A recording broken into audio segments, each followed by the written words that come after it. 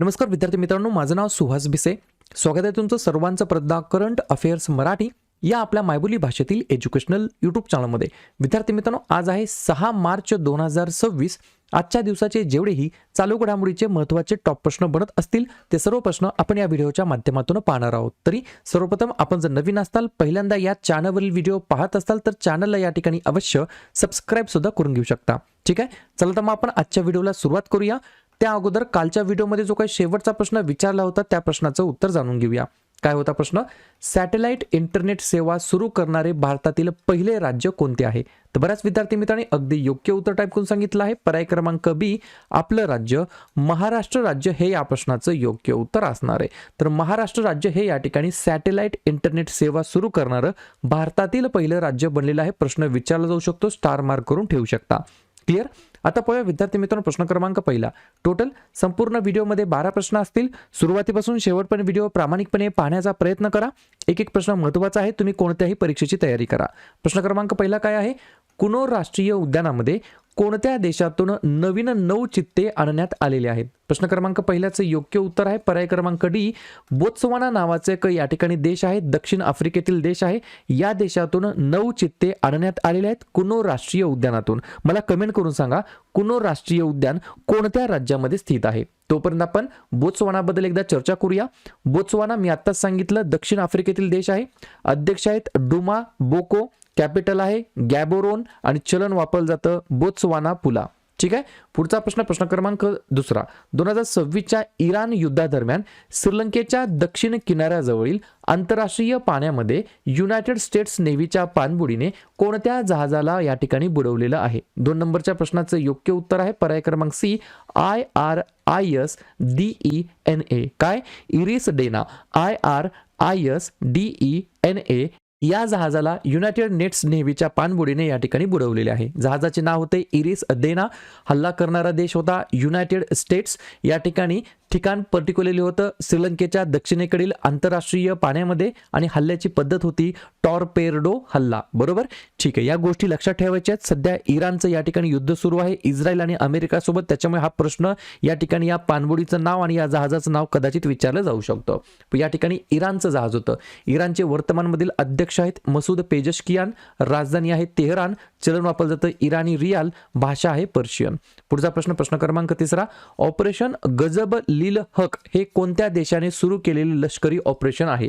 3 नंबरच्या प्रश्नाचं योग्य उत्तर आहे पर्याय क्रमांक बी, पाकिस्तान हे या प्रश्नाचं योग्य उत्तर असणार आहे. कमाल आहे, हे सुद्धा ऑपरेशन करतात म्हणल्यावर मला सुद्धा या ठिकाणी आश्चर्य वाटत आहे. ऑपरेशन गजब ऑपरेशन आहे. बरोबर की नाही? या ठिकाणी एक पॉइंट लिहून घ्या. अफगाणिस्तानातील ठिकाणांना लक्ष्य करून सीमेपलीकडून तालिबानी सैन्याकडून होणाऱ्या कथित बिनदिक्कत गोळीबार आणि सुरक्षा धोक्यांना प्रतिसाद म्हणून पाकिस्तानने या ठिकाणी हे लष्कराने हे सुरू केलेलं आहे. बरोबर? पर्याय क्रमांक बी, पाकिस्तान या देशाने या ठिकाणी गजब ऑपरेशन ऑपरेशन गजब या ठिकाणी सुरू केलेलं आहे. पुढचा प्रश्न, प्रश्न क्रमांक चौथा. गेल इंडिया लिमिटेडचे नवीन अध्यक्ष आणि व्यवस्थापकीय संचालक म्हणून कोणाची नियुक्ती करण्यात आलेली आहे? 4थ्या नंबरच्या प्रश्नाचं योग्य उत्तर आहे पर्याय क्रमांक ए, दीपक गुप्ता असं त्यांचं नाव आहे. काय नाव आहे? दीपक गुप्ता असं त्यांचं नाव आहे. गेल इंडिया लिमिटेडचे नवीन अध्यक्ष आणि व्यवस्थापकीय संचालक म्हणून दीपक गुप्ता यांची नियुक्ती करण्यात आली आहे. या ठिकाणी प्रश्न आहे नियुक्ती संदर्भात. तर एकदा काय करूया, नवनवीन लेटेस्ट अपॉइंटमेंट्स वरती म्हणजेच नियुक्त्यांवरती एकदा रिव्हिजन टाकूया. बिहार विधानसभेचे नवीन अध्यक्ष बनलेत प्रेमकुमार. महाराष्ट्राचे नवीन महाअधिवक्ता बनलेत मिलिंद साठे. नॅशनल रायफल असोसिएशन ऑफ इंडियाच्या अध्यक्षपदी Kalikesh Singhdeo. Press club of इंडियाच्या पहिल्या महिला अध्यक्षा संगीता बरुआ पिशारोटी. भारताचे मुख्य माहिती आयुक्त राजकुमार गोयल. भाजपचे नवीन राष्ट्रीय कार्यकारी अध्यक्ष नितीन नबीन. शिक्षक साहित्य संमेलनाचे अध्यक्ष गणेश चव्हाण. इंडो तिबेटी सीमा पोलिसांचे महासंचालक सुरजीत सिंग कपूर. राष्ट्रीय ऑलिम्पिक अकादमीचे संचालक गगन नारंग. केंद्रीय दक्षता आयोगामध्ये दक्षता आयुक्त म्हणून प्रवीण वशिष्ठ आणि गेल इंडियाचे या ठिकाणी नवीन अध्यक्ष आणि व्यवस्थापकीय संचालक म्हणून दीपक गुप्ता यांची नियुक्ती करण्यात आली आहे. पुढचा प्रश्न, प्रश्न क्रमांक 5वा. कोणत्या राज्यातील कोली हिल्स नावाच्या हिल्स आहेत या ठिकाणी पहिले डार्क स्काय पार्क या ठिकाणी स्थापन करण्यात आलेलं आहे? लक्षात घ्या, कोली हिल्स कोठे आहेत? तर पर्याय क्रमांक डी, तमिळनाडू या राज्यामध्ये अंतर्गत या ठिकाणी स्थित आहेत. 2 पॉइंट लिहून घ्या. उद्दिष्ट आणि वैशिष्ट्य उद्दिष्ट लिहून घ्या. उद्दिष्ट काय आहे तर कृत्रिम प्रकाश प्रदूषण कमी करणे, खगोल पर्यटन ज्याला म्हणता येईल आपल्याला ॲस्ट्रो टुरिझम वाढवणे आणि तारे, ग्रह व आकाशगंगा पाहण्यासाठी उत्तम जागा उपलब्ध करून देणे हा याच्या मागचा उद्देश आहे. वैशिष्ट्य काय आहे तर कोली हिलच्या उंचावर असलेल्या आणि घनदाट जंगल भागामध्ये हे उद्यान विकसित केले असून ते नैसर्गिक रात्रीच्या आकाशाच्या निरीक्षणासाठी या ठिकाणी उत्तम आहे. तर पर्याय क्रमांक डी, तामिळनाडू राज्यातील कोली हिल्स या ठिकाणी पहिले डार्क स्काय पार्क या ठिकाणी स्थापन करण्यात आलेलं आहे. तामिळनाडू ज्या राज्याची स्थापना 1 नोव्हेंबर 1956 ला झाली. मुख्यमंत्री आहेत MK स्टालिन, राज्यपाल आहेत RN रवी, राजधानी आहे चेन्नई. 4 महत्त्वाचे राष्ट्रीय उद्यान मन्नर, मरीनचे आखात, इंदिरा गांधी, मुदुमलाई, मुकुर्ती आणि 2 महत्त्वाचे धरण मेत्तूर आणि भवानी सागर. पुढचा प्रश्न क्रमांक 6, भारताचा 93 क्रमांकाचा बुद्धिबळ ग्रँडमास्टर कोण बनलेला आहे? 6 नंबरच्या प्रश्नाचं योग्य उत्तर आहे पर्याय क्रमांक सी, आरव डेंगला असं त्यांचं नाव आहे. काय नाव आहे? आरव डेंगला असं त्यांचं नाव आहे. भारताच्या 93 क्रमांकाच्या बुद्धिबळ ग्रँडमास्टर पदी या ठिकाणी त्यांचं जे काही चॅम्पियनशिप आहे ते या ठिकाणी यांनी जिंकलेलं आहे. लक्षात घ्या, आरव डेंगला हे या ठिकाणी 93 क्रमांकाचे बुद्धिबळ ग्रँडमास्टर आहेत. त्यानंतर पर्याय क्रमांक बी, आर्यन वार्ष्णेय हे या ठिकाणी 92 क्रमांकाचे या ठिकाणी बुद्धिबळ ग्रँडमास्टर आहेत. पर्याय क्रमांक ए, राहुल VS हे या ठिकाणी 91 क्रमांकाचे बुद्धिबळ ग्रँडमास्टर आहेत. आणि पर्याय क्रमांक डी, इलामपर्थी AR हे या ठिकाणी 90व्या क्रमांकाचे बुद्धिबळ ग्रँडमास्टर आहेत. ही देखील गोष्ट मला लक्षात ठेवायची आहे. प्रश्न आहे एखाद्या क्रीडेबद्दल, एखाद्या स्पर्धेबद्दल. तर झालेल्या ज्या काही स्पर्धा आहेत त्यांचे जे काही विजेतेपद या ठिकाणी जिंकलेले आहेत किंवा विजेतेपद आहेत त्याच्यावरती आपण एकदा चर्चा करूया. हे जे काही विनर्स आहेत त्याच्यावरती. जेरुसलेम मास्टर्स 2025चं विजेतेपद जिंकलं आहे अर्जुन इरिगाईसी यांनी. जगातील सर्वात तरुण 5 रेटेड बुद्धिबळपटू ठरला आहे Sarvagya Singh Kushwaha. Indian golf premier league जिंकणारा पहिला खेळाडू ठरला आहे Gaganjeet Bhullar. Khelo India university games 2025 मध्ये अव्वल स्थानी चंदीगड विद्यापीठ. 2025ची फॉर्म्युला 1 वर्ल्ड चॅम्पियनशिप जिंकली आहे लँडो नॉरिसने. फॉर्म्युला 1 वर्ल्ड चॅम्पियनशिप 2025 आपण आत्ताच पाहिली, लँडो नॉरिसने जिंकली आहे. 2025-26 ॲशेस मालिका जिंकली आहे ऑस्ट्रेलियाने. 92 क्रमांकाचा बुद्धिबळ ग्रँडमास्टर ठरला आहे आर्यन वार्ष्णेय. विजय हजारे ट्रॉफी 2025-26 जिंकली आहे विदर्भाने. आणि 93 क्रमांकाचा बुद्धिबळ ग्रँडमास्टर बनलेला आहे आरव डेंगला. पुढचा प्रश्न क्रमांक 7, पुस्तक आहे. पुस्तकाचं नाव लिहून घ्या, महात्मा अ ग्रेट कम्युनिकेटर. हे पुस्तक कोणी प्रकाशित केलेलं आहे? 7व्या नंबरच्या प्रश्नाचं योग्य उत्तर आहे पर्याय क्रमांक बी, डॉक्टर मनसुख मांडविया असं त्यांचं नाव आहे. काय नाव आहे? डॉक्टर मनसुख मांडविया असं त्यांचं नाव आहे. त्यांनी या पुस्तकाचं रिलीज या ठिकाणी केलेलं आहे. पुस्तकाचं प्रकाशन या ठिकाणी केलेलं आहे, प्रकाशित केलेलं आहे महात्मा अ ग्रेट कम्युनिकेटर. ठीक आहे, पुस्तक आहे या ठिकाणी. पुस्तकाबद्दल प्रश्न आहे तर बाकीचे लेटेस्ट प्रकाशित झालेले या ठिकाणी पुस्तक आहेत त्याच्यावरती चर्चा करूया. भारतरत्न भूपेन हजारिका हे पुस्तक लिहिलं आहे अनुराधा शर्मा यांनी. Democracy's heartland inside the battle for power in South Asia हे पुस्तक लिहिलं आहे SY कुरेशी यांनी. विंग्स ऑफ वेलोर हे पुस्तक लिहिलं आहे स्वप्नील पांडे यांनी. A sixth of humanity independent India's development odyssey हे पुस्तक लिहिलं आहे देवेश कपूर आणि अरविंद सुब्रमण्यम यांनी.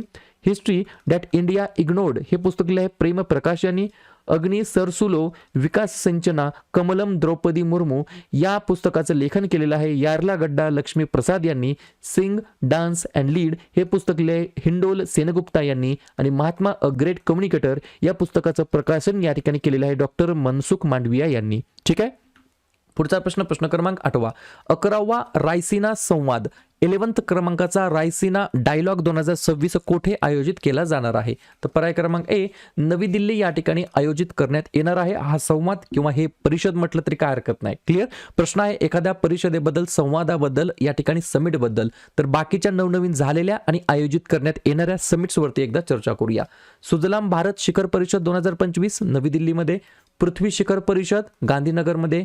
ग्लोबल AI शो अबुधाबीमध्ये. 99 क्रमांकाचं अखिल भारतीय मराठी साहित्य संमेलन साताऱ्यामध्ये. 11वा भारत आंतरराष्ट्रीय विज्ञान महोत्सव हरियाणामध्ये.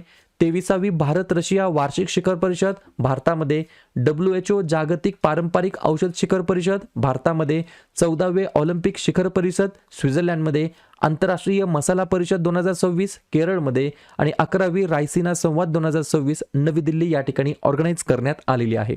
पुढचा प्रश्न, 8 वाघांच्या मृत्यूमुळे अलीकडेच चर्चेत आलेला बांधवगड व्याघ्र प्रकल्प कोणत्या राज्यामध्ये स्थित आहे? तर पर्याय क्रमांक डी, मध्य प्रदेश या राज्याच्या अंतर्गत स्थित आहे. मला कोणी कमेंट करून सांगू शकेल का भारतातील सर्वात जास्त या ठिकाणी व्याघ्र प्रकल्पाची संख्या तर मध्य प्रदेशमध्ये आहे, परंतु ही संख्या किती आहे आणि कोणकोणते व्याघ्र प्रकल्प आहेत एवढंच मला तुम्ही कमेंटमध्ये सांगायचं आहे. प्रश्नाचं उत्तर चुकू द्या, काही हरकत नाही, ट्राय करणं हे महत्त्वाचं आहे. बरोबर.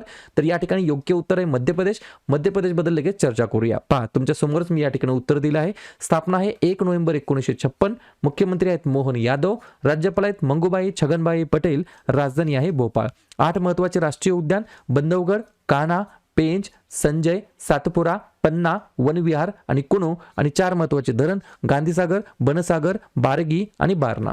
पुढचा प्रश्न, यावेळी 55व्या क्रमांकाचा राष्ट्रीय सुरक्षा सप्ताह 2026 कधी आणि केव्हा साजरा केला जात आहे? 10व्या नंबरच्या प्रश्नाचं योग्य उत्तर आहे पर्याय क्रमांक सी, 4 मार्च ते 10 मार्च या कालावधीच्या अंतर्गत 2026 मध्ये या ठिकाणी 55व्या क्रमांकाचा रोड सेफ्टी वीक राष्ट्रीय सुरक्षा सप्ताह या ठिकाणी साजरा केला जात आहे. पुढचा प्रश्न, प्रश्न क्रमांक 11वा, अलीकडेच नौदल शस्त्रास्त्र महासंचालक म्हणून कोणी पदभार स्वीकारलेला आहे? तर पर्याय क्रमांक बी, BP सिंग असं त्यांचं नाव आहे. काय नाव आहे? BP सिंग असं त्यांचं नाव आहे. त्यांनी या ठिकाणी नौदल शस्त्रास्त्र महासंचालक पदाचा नुकताच पदभार स्वीकारलेला आहे. शेवटचा प्रश्न, इराणचे अंतरिम सर्वोच्च नेते म्हणजे सुप्रीम लीडर म्हणून कोणाची नियुक्ती करण्यात आलेली आहे? तर पर्याय क्रमांक ए, अयातुल्लाह अली रेजा अराफी असं त्याचं नाव आहे. ते या ठिकाणी इराणचे अंतरिम सर्वोच्च नेते म्हणून या ठिकाणी पदभार त्यांनी स्वीकारलेला आहे. अयातुल्लाह अली रेजा अराफी असं त्याचं नाव आहे. क्लिअर? तर अशा प्रकारे विद्यार्थी मित्रांनो हे होतात 12 प्रश्न. उपक्रम, कंटेंट हा जो काही प्रयत्न आपण सुरू केलाय मराठी भाषेमध्ये कसा वाटतो अवश्य कमेंट करत चला. आणि तुमच्यासाठीचा आजचा खास प्रश्न, कोणत्या संघाने 2025-26चा रणजी करंडक जी काही स्पर्धा होती त्याचं या ठिकाणी चॅम्पियनशिप जिंकलेलं आहे? जम्मू आणि काश्मीर, मुंबई, कर्नाटक की पश्चिम बंगाल? तर ज्या पण विद्यार्थ्यांनी या प्रश्नाचं योग्य उत्तर येत असेल त्या प्रश्नाचं उत्तर तुम्ही कमेंट बॉक्समध्ये देण्याचा प्रयत्न करा. प्रश्नाचं उत्तर चुकू द्या, बरोबर येऊ द्या, काहीच हरकत नाही. ट्राय करणं, प्रयत्न करणं सर्वात जास्त महत्त्वाचं आहे. आणि दुसऱ्या दिवशी येऊन आपण दिलेल्या प्रश्नाचं उत्तर हे बरोबर आले की चुकलं हे दुसऱ्या दिवशी येऊन नेहमी चेक करणं, अभ्यासामध्ये कन्सिस्टन्सी मेंटेन ठेवणं हे सगळ्यात जास्त महत्त्वाचं ठरणार आहे. लगेच काय करूया, मार्च महिन्यातील जेवढेही महत्त्वाचे दिवस असतील त्याच्यावरती आपण एकदा रिव्हिजन टाकूया. लिहून घ्या. 1 मार्च शून्य भेदभाव दिवस आणि जागतिक नागरी संरक्षण दिवस. 3 मार्च जागतिक वन्यजीव दिवस आणि जागतिक श्रवण दिवस. 4 मार्च राष्ट्रीय सुरक्षा दिवस, कर्मचारी प्रशंसा दिवस आणि रामकृष्ण जयंती. 8 मार्च आंतरराष्ट्रीय महिला दिवस. 10 मार्च CISF स्थापना दिवस.